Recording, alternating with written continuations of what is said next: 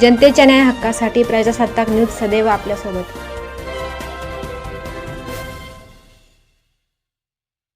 प्रस्तावित पुणे नाशिक रेल्वे मार्ग रद्द करण्याच्या निर्णयाविरोधात रविवारी संगमनेर तालुक्यातील हिवरगाव पावसा टोलनाक्यावर करण्यात आलेल्या चक्काजाम आंदोलनामुळे पुणे नाशिक महामार्गावरील वाहतूक सुमारे 2 ते 3 तास ठप्प झाली।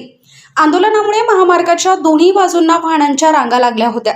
जिल्हाधिकाऱ्यांचे प्रतिबंधात्मक आदेश लागू असताना तसेच चक्काजाम आंदोलनासाठी प्रशासनाची परवानगी नसतानाही आंदोलन करण्यात आले। या आदेशाचे उल्लंघन केल्याप्रकरणी संगमनेर तालुका पोलिसांनी 11 प्रमुख आंदोलकांसह तब्बल 3000 ते 3500 अज्ञात आंदोलकांविरुद्ध गुन्हा दाखल केला आहे।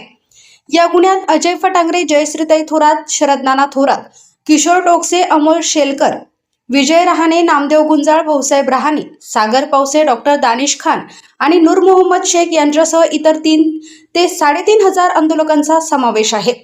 या प्रकरणी police head constable Rajendra Dhondiram Gholap यांनी संगमनेर तालुका पोलीस ठाण्यात फिर्याद दिली आहे। भारतीय न्याय संहिता कलम 126(2) तसेच महाराष्ट्र पोलीस कायदा कलम 37(1)(3) अन्वये गुन्हा दाखल करण्यात आलाय। विशेष म्हणजे आंदोलनाचे नेतृत्व करणारे माजी महसूल मंत्री बाळासाहेब थोरात यांचे नाव आरोपींच्या यादीत नसल्याने राजकीय वर्तुळात चर्चेला उधाण आले आहे। पुणे नाशिक रेल्वे मार्गाच्या प्रश्नावर आंदोलन आणि पोलीस कारवाईमुळे वातावरण आणखी तापले आहे।